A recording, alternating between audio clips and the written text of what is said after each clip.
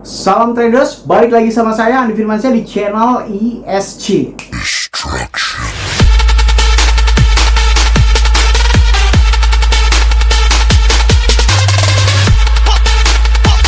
Oke, kali ini saya akan membahas tentang tutorial sebuah hal yang mungkin sedikit banyaknya itu telah dipikirkan oleh beberapa trader atau mungkin kalangan trader yang belum mengetahui apa sih sebenarnya dan bagaimana tata cara penggunaan yang benar tentang stop loss. Oke, di mana stop loss ini adalah hal yang sangat penting ya. Karena apa? Mungkin kalau memang di spot trading stop loss ini tidak dibutuhkan sama sekali ya, karena memang kalau memang kalian ini trading di dalam beberapa market CMC seperti Bitcoin, Ethereum, itu mungkin tidak akan pernah bisa terjadi fluktuatif yang sangat parah dalam waktu yang singkat gitu ya. Nah, kecuali memang ada bisnis yang benar-benar menggemparkan dunia gitu. Nah, tetapi beberapa orang yang bermain di leverage trading atau futures trading ya, seperti Bing Bond, Bitget, Snapex, Binance Futures dan lain sebagainya, itu akan berpikir bagaimana tata cara kita untuk menggunakan bijaksana ya, untuk menggunakan kebijaksanaan dalam menentukan batas stop loss yang akan kita inginkan, batas stop loss yang akan kita atur sehingga tidak terlalu banyak dan tidak terlalu sedikit pula, dan tidak terlalu mengambil beberapa resiko atau beberapa hal yang mungkin akan menghambat dalam dunia pertradingan kita gitu ya. Oke, sebelum itu jangan lupa klik like, komen, dan subscribe ya. Logikanya kalau misalnya kalian nggak subscribe, ngapain saya buat video lagi? Dukung terus channel ini menjadi channel edukasi kriptoaransi terbaik di seluruh Indonesia. Ketika kita masuk kita contohkan saja ke dalam Bing Bond ya. Dalam Bing Bond kita ubah time frame yang menjadi time frame 30 menit. Nah, lalu di sini kita hilangkan dulu semuanya. Kita hilangkan dulu semuanya biar nggak terlalu bingung indikator-indikatornya. Di sini kita akan berbicara tentang bagaimana cara mengatur stop loss. Karena memang kalau memang spot trading ya, spot trading itu stop loss ini tidak dibutuhkan kalau memang kalian bermain di CMC atau top 5 CMC lah. Nah, tetapi kalau misalkan di dalam leverage trading ya, kita ada leverage 1 kali, ada 5 kali, ada 10 kali, 20 kali, 50 kali, 100 kali hingga 125 kali, atau mungkin beberapa leverage trading lainnya ada yang mencapai sekitar 150 kali lipat. Nah, di sini kita harus bicara tentang bukan hanya tentang stop loss saja, tetapi yang harus kita pahami yang namanya dunia trading ya, kita harus memaksimalkan sebuah kondisi ya, sebuah kondisi walaupun kita terpaksa dalam kondisi tersebut ya kan, tetapi kalau memang di dalam dunia trading kita harus bisa tahu mana waktunya kita open posisi dan mana yang waktu kita ini untuk stop loss ya. Dan gunanya stop loss ini ada dua loh. Ada dua, bukan hanya ada satu lagi. Yang pertama, jelas untuk meminimalisir tingkat kerugian. Lalu yang kedua, ini sering tidak dipahami oleh beberapa banyak trader ya kan, atau mungkin banyak disepelekan oleh banyak trader gitu kan, atau mungkin kalian juga tidak tahu sama sekali. Fungsi stop loss yang kedua, dan ini fungsi yang harus diketahui untuk kalian menjadi seorang profesional, adalah fungsi stop loss yang paling terpenting dan paling secret adalah menghindari waktu tidak melakukan apa-apa dan menghilangkan kesempatan emas. Oke, apa yang dimaksud menghindari waktu tidak melakukan apa-apa atau menghindari kesempatan emas gitu? Ketika kita hold, oke, ketika kita dalam posisi hold, kita tidak akan bisa mengopen posisi karena mungkin kita kehabisan modal, bisa, atau mungkin kita tidak berani karena memang masih nyangkut gitu. Padahal di dalam market tersebut itu banyak sekali posisi-posisi emas, seperti adanya candle hammer, seperti adanya candle support, adanya candle shadow panjang dan lain sebagainya gitu. Beberapa momen yang mungkin jarang sekali ya kan, seperti halnya yang kalau momen adalah candle shadow panjang gitu kan, dan candle hammer. Nah, dua hal ini biasanya menjadi beberapa senjata utama di dalam dunia trader ya. Kalau memang setiap trader itu kan beda-beda ya. Candle panjang ini seperti ini ya. Shadow panjang seperti ini, kalau memang terjadi shadow panjang seperti ini, saya udah pasti akan pasang short, oke? Pasang short dengan leverage besar. Itu akan profit secara maksimal di sininya, oke? Nah, kalau candle hammer ini belum ada contohnya. Candle hammer itu silakan kalian searching di Google atau bentuknya kurang lebih seperti ini. Nah, seperti itu. Nah, dalam kita menjalani sebuah trading, kalau kita menghold terlalu lama, ya kan, kita akan menghilangkan beberapa kesempatan emas. Maka dari itu, stop loss ini dikategorikan sesuai dengan leverage kalian. Padahal sebenarnya itu adalah sebuah takaran yang sama. Tetapi karena menggunakan leverage yang berbeda, itu akan menjadi berbeda pula takaran stop lossnya. Maksudnya seperti apa bang? Gini, Misalkan kita contoh leverage 1 kali lipat, oke. Leverage 1 kali lipat misalkan ya. Ini leverage 1 kali lipat ya. Di leverage 1 kali lipat ini, misalkan kita atur di dalam take profit, ini menggunakan take profit aturan set misalkan 5%, dan stop loss yang paling ideal di dalam leverage 1 kali lipat adalah, menurut saya, menurut Andi Firmansyah, kalau kalian menggunakan leverage 1 kali lipat, stop loss yang sangat amat ideal adalah 15%. Kenapa cuma 15%, Bang? Bukannya kita bisa aman semakin gini? Kalau leverage 1 kali lipat, itu berarti tidak dilipat gandakan sama sekali. Alias, kalaupun harga turun 1%, itu berarti kalian juga loss 1%. Sesuai dengan apa yang kalian analisis, entah long atau short. Intinya kalau memang terjadi perbedaan 1%, bertolak belakang dengan open Anda yang akan posisikan itu tadi, berarti sesuai dengan 1% itu tadi. Kalau memang loss 5%, ya memang harganya beda 5%. Kalau loss 10%, ya berarti memang harganya beda 10%. Nah, yang kenapa hanya 15% saja batas stop loss kalau menggunakan leverage 1 kali lipat? Yang pertama adalah karena sudah terlalu jauh jarak antar open posisi kita dengan harga sekarang. Coba kalian bayangkan, pernah tidak Bitcoin ini tiba-tiba langsung turun sebesar 10%, 5%, 15% secara tiba-tiba? Kalaupun batas open posisi kalian ini sudah menjadi 15% minus, kalau menggunakan leverage 1 kali lipat, itu sudah jelas mendingan di losskan saja. Kenapa? Karena memang sudah jelas posisi Anda salah.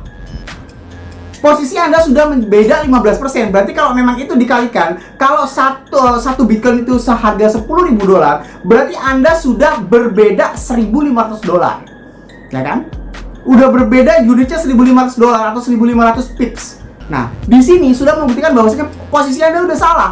Daripada Anda lama-lama untuk menahan, daripada Anda lama-lama untuk men-hold, ya kan? Daripada terjadi sesuatu yang tidak diinginkan. Yang pertama, penurunan secara drastis terus-menerus, dan yang kedua adalah Anda kehilangan momen. Daripada Anda membela-belakan ya, Anda bela-belain 15% ditahan aja, tetapi tiba-tiba ada shadow panjang, ada candle hammer atau beberapa candle andalan kalian, tetapi Anda tidak bisa memaksimalkan kesempatan tersebut karena memang modal Anda masih nyangkut di dalam open posisi sebelumnya atau open posisi yang leverage 1 kali lipat itu tadi.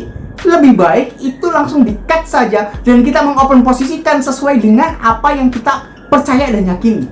Sebuah harapan adalah ya, kalau misalnya kalian kebanyakan ngarep, oh nanti siapa tahu akan mengikuti sesuai dengan arah saya. Nah, kadang-kadang sebuah harapan adalah sebuah manipulasi atau fata morgana di dalam dunia trading untuk menyesatkan kita. Kalau kita trading dan terlalu kebanyakan ngarep deh, ya kan? Cukup kalian mengharap ke seseorang yang kalian sayangi aja gitu. Kalau memang di dalam dunia trading, jangan. Karena semakin kalian berharap, kalian akan semakin dimainkan, manipulasi otaknya itu akan terus dipermainkan gitu. Jadi kalau leverage 1 kali lipat itu lebih baik 15%. Oke, stop lossnya. Kalau leverage 5 kali lipat ya, leverage 5 kali lipat atau mungkin ke 10 kali lipat ya, mungkin ini bisa dikategorikan berarti kan kita mengkali lipatkan modal sebesar 10 kali lipat. Oke. Ya, berarti kalau misalkan turun 1% berarti setara dengan loss 10% gitu kan. Dengan bertolak belakang open posisi yang kita mainkan, oke? Nah, kalau kita menggunakan leverage 10 kali lipat, batas stop loss yang mungkin harus kita pasang adalah sekitar 70%. Oke? 70%. Karena kalau misalnya 70% itu udah beda sekitar 7%. Oke? 7% itu. Nah, dalam hal di sini berarti memang sekali lagi kita sudah salah open posisi gitu. Boleh 70%, boleh 50%, oke? Silahkan, kalau misalkan saya sih biasanya memakai 70% gitu kan. Kalau memang kalian menggunakan rumus-rumus yang kita pelajari gitu kan. Tapi kalau memang kalian menggunakan rumus-rumus untuk penyelamatan diri ya boleh sekitar 50% atau 70%. Intinya adalah kalau misalkan leverage 10 kali lipat itu yang paling ideal adalah 50-70%. Berarti kita udah salah open posisi sebesar 5%. Jadi gini, Bitcoin itu tidak akan pernah bisa tiba-tiba bergerak sebesar 5%, sebesar 10%, ya paling gerak-gerak dikit 0,5 sekian, 1%, 2%. Nih misalkan ini dalam 24 jam ya, kita bisa melihat bahwasanya ini cuma berbeda sekitar 2,6%. Alias kalau misalnya kita memakai leverage 10 kali lipat, masih kita Kalau kita benar, kita sudah profit 26%. Kalau kita salah, kita sudah loss 26%, gitu aja ya. Nah, tetapi ketika kita bicara leverage yang lebih jauh lagi, nah kita juga harus bisa sedikit membijaksanakan keputusan kita. Kalau kita memakai leverage 50 kali lipat atau di atas 50 kali lipat, sekitar 100 kali lipat atau 125 kali lipat, ini menurut saya adalah wajib sekitar 40%. Kenapa 40%? Kalau kita menggunakan leverage terlalu besar, berarti misalkan kita ambil contoh leverage 100 kali lipat aja deh. Berarti kalau memang kita berbeda 0,4% saja, udah 40% kan? Berarti posisi kita udah salah. Biasanya, pergerakan candle itu akan diikuti dengan candle itu sendiri. Maksudnya seperti apa, Bang? Contoh kayak gini. Misalkan kita open posisi di sini ya. Kalau dia udah naik, ternyata kita udah salah open posisi, berarti dia akan terus naik. Ketika dia candlenya merah seperti ini, ya kan? Kalau memang dia udah merah, berarti itu akan cenderung mengikuti hal yang fluktuatif itu tadi, gitu loh. Jadi daripada kita menggunakan leverage besar tetapi stop loss-nya itu lebih dari 80% dan sebagainya, itu udah kehabisan modal. Jadi gini aja, jujur-jujuran aja deh, jujur sama saya. Kalau Anda menggunakan leverage lebih dari 100 kali lipat, itu 100% saya yakin bahwasanya Anda itu gambling. 70% gambling, 20% analisis, 20% ya, 20% analisis dan 10% Anda mengandalkan Dewi Fortuna atau Dewi Keberuntungan, bukan begitu? Nah, kalau memang udah salah, ya lebih baik kita meminimalisir tentang resiko yang akan terjadi. Daripada kita kehilangan 100% modal, lebih baik kita kehilangan 50% modal. Udahlah, ngaku aja kalau memang Anda udah salah. Ngaku aja kalau memang ada 70% gambling gitu. Walaupun memang ada sebagian orang yang leverage 100 kali lipat, misalkan Anda sekarang lihat, oh Bang, sekarang lu bingbonya kok leverage-nya 100 kali lipat mulu sih, ya kan? Profitnya juga gede sih, 5% sampai 8% gitu, ada 16%, atau mungkin kemarin ada sampai saya profit 150%, ya kan? Di Bingbon, silahkan kalian lihat data saya. Nah, di situ apa ya? Sekali lagi, kalau memang orang yang udah sering bermain dan orang yang masih baru bermain, itu kan masih bisa dikategorikan berbeda gitu ya. Saya mempunyai teknik sendiri, kalian mempunyai teknik sendiri. Setiap orang tidak bisa disamakan dengan teknik-teknik yang dipelajari gitu loh. Kalau memang saya yakin, ya udah yakin. Kalau memang saya yakin, silahkan kalian yakin gitu kan. Kalau ragu nggak usah. Yang namanya trading itu seperti main bola gitu loh. Kalian menjadi seorang kiper gitu kan. Kiper bohong kan kalau misalnya kiper tidak pernah kemasukan bola gitu. Ya memang ada rekor yang kiper yang seperti itu, tetapi dia pernah kebobolan. Tapi bagaimana cara dia untuk mempertahankan agar timnya menang? Gitu aja sih. Yang namanya loss itu pasti. Namanya loss itu pasti. Bagaimana cara kita untuk mengendalikan loss itu supaya bisa lebih kecil daripada profit kita gitu loh. Profit kita harus lebih banyak daripada loss tersebut. Jadi semakin banyak leverage yang kita tidak boleh mensamaratakan. 70%, 80% tidak. Kalau Anda leverage 1 kali lipat berarti 15%. Kalau Anda leverage 10 kali lipat berarti ya batas stopnya sekitar 50-70%. Sama dengan halnya 20 kali lipat gitu. Tapi kalau Anda menggunakan leverage 50 kali lipat ke atas, saya sarankan untuk 40% saja. Karena memang gerakan leverage 50 kali lipat hingga 150 kali lipat itu sangat-sangat sadis ya. Ketika Anda salah sedikit aja, kegocek sedikit aja, Anda akan berhadapan dengan rasa sakit yang dinamakan liquid. Rasa sakit yang dinamakan loss gitu kan. Dan itu rasanya sakit banget gitu. Saya pernah mengalami? Saya pernah mengalami 100% gitu kan. Dan memang sedang saya pelajari bagaimana Bingbon ini, bagaimana sih titik celahnya gitu kan. Oke, semoga bermanfaat video dari saya. Jangan lupa klik like, comment, and share ke teman kalian supaya kalian dan teman-teman kalian bisa mendapatkan informasi yang sangat berarti. Saya Andi Firmansyah, use your logic, salam trader.